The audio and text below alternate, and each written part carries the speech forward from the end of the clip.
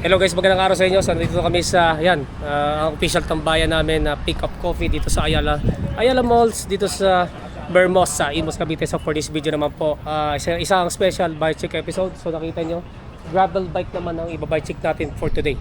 So may-ari naman ito ay si Idol Paolo Monge from General Trias City. So medyo malayo-layo si Sir, no? Dumayo pa dito sa Vermosa.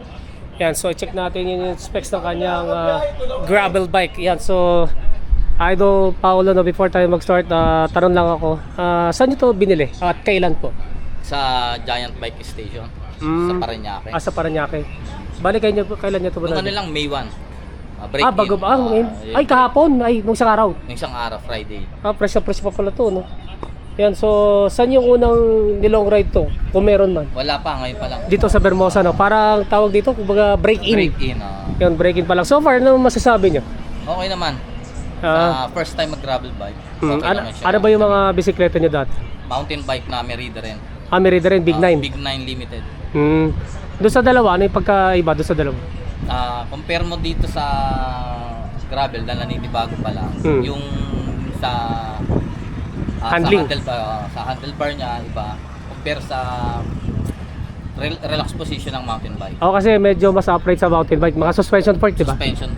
Then mas malapad yung manibela. So therefore mas stable pa, no? Stable. So siyempre pag matagal ka sa MTB, tapos magano ka sa makipot na manibela at tsaka medyo makipot na gulong ng konti, medyo instability.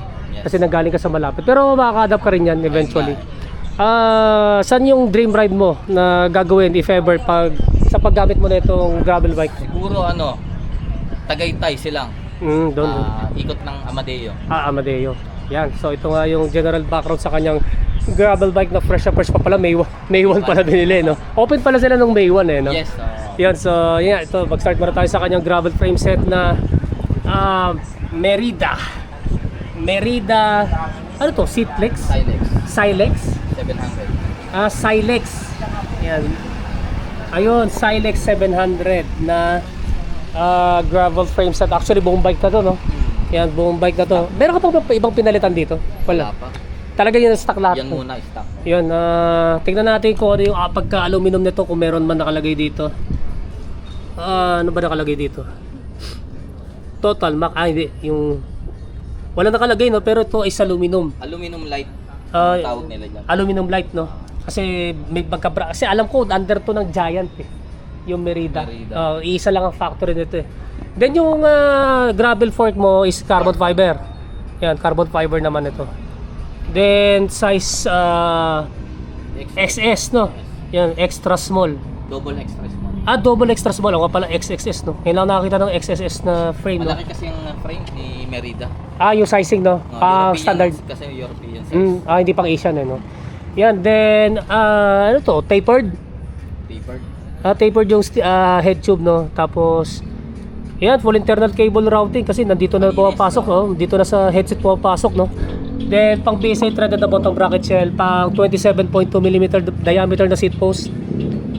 True axle yung dropout, then a disc brake caliper mount naman yan ay flat mount since na ito ay gravel bike, no? Yan, babalik na boses ko. Ay, may medyo pipiyok pa. Next naman sa kanyang cockpit, no? Ito yung kanyang stock na Merida na flared na drop bar na 40-42 cm. Then 31.8 mm ang clamping. Then ito yung stock ng Merida na bar tape na malambot at saka grippy naman, no?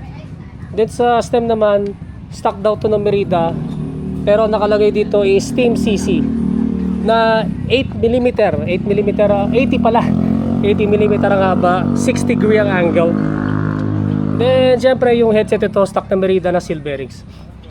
Yan sa seat clamp naman, yan sa stock na Merida na Allen bolt type aluminum, 31.8 mm ang diameter. Sabi mo kanina, Idol, ito ay carbon fiber, no? EXP SL sa stock na Merida na 350. Yan, 350 mm ang haba, 27.2 mm ang taba, zero setback na may dual bolt clamping system. Uy, parang kahawig ng rock bros, Yung parang pagka-design ng railings, no?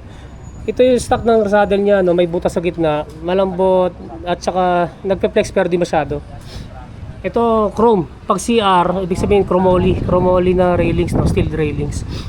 So for Idol, ano yung feedback niyo dito sa sa upuan niyo, sa comfort wise? Ano? Kung masabi na okay siya eh. Di pa. Kailangan pa ng mas mahabang mileage, Mas no? mahaba pang mileage. Yan, so ito nga yung sa kanyang saddle, no? So proceed naman tayo sa kanyang drivetrain. Almost straight na Shimano GRX na RX 820. 820. Except lang doon sa mga few parts, mamaya tingnan natin, no? Yan, 2x12 speed. 12 speed. 1x pala. 1 by. Yan, 1x12 speed. So ito yung drifters o tinatawag na Shimano na STI, na Shimano Total Integration. Yan, next naman sa kanya crankset. Yan, dito sa kanyang crankset na 1x12 speed na 42T, 170mm ang crank arm. Then ang bottom bracket nito, yan, BC 1.37x24 road. Yan, ito rin yung stock ng na GRX. Yes. Then asymmetrical pala to, no? Hindi ko na matanda kung ilang BC dito. Hindi ko kabisado. Yan, so next naman, nung binili mo yung Merida, ito na yung stock pedals, no? Yan yung Ayan na yung stock pedals ng Merida, flat pedals. Then next naman sa chain niya, Shimano, Shimano, ano to? M7100. M7100, no, SLX. Yan, ito yung mga exceptions, no. Chain nito 12 speed M7100 na SLX, at saka ito Shimano SLX din to na M7100 na 12 speed na 1051. Yan, 1051 12 speed. Then yung kanyang RD, yun nga, GRX na RX 820 na tinanong ko kasi kanina kung kaya ba yung RD pool nito eh. Kaya naman no? So ito, pwede ito pangakyatan sa sungay, no? Pwede. Try mo. Baka magamit to yung malaki, no? Magandang pangahunan to eh. Yan, so ito nga yung sa drivetrain setup niya, kanyang Merida na gravel bike, no? So next naman sa kanyang wheelset, ito yung kanyang gulong.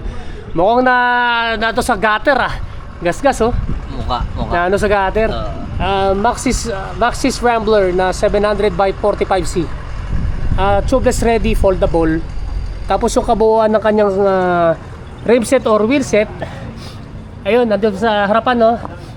Yan, Shimano WHRX 180. Yan.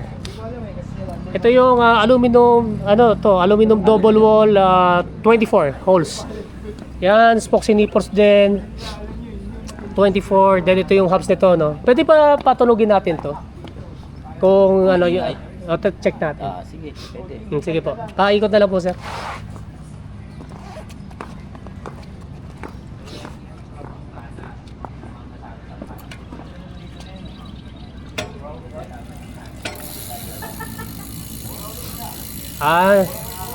Ito kasi microspline to eh. Yan, okay naman. At saka, yun ang maganda sa medyo tahimik na mas matagal ang free wheel. Hindi katulad ng mga speed 1 sniper, yung mga stock doon, bilis buminto eh. Yan, yun yung tunog niya, no? Yan, okay na boss. Then, last na lang sa kanyang brake set. Yun nga, naka fully hydraulic to, no? Na Shimano GRX. Ayan. BRRX 820. Yan, dual piston. Then, yung rotors na lang, idol. Tingnan natin yung label nito, 180 Yan, Shimano RT64 180 o parehas ba? Parehas na 180mm ang diameter. Yan, floating. Pag ganito yung tsura, parang floating eh. And bolt, center lock pala.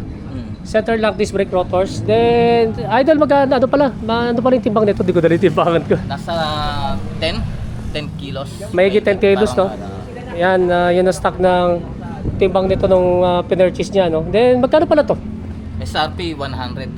100. Pero yung actual price na binayaran nyo, 100. May discount naman. May discount. Pwede ba ma-reveal? Baka sa mga gustong bumili. Yung discount yan, pwede makausapin naman yung okay. Dapat pala, yung may-ari na shop, no? Yan, SRP daw is 100K. Yan, so ito nga yung Merida Silex 700 na poging gravel bike ni Idol Paulo. Ayan, so shoutout pala kuya.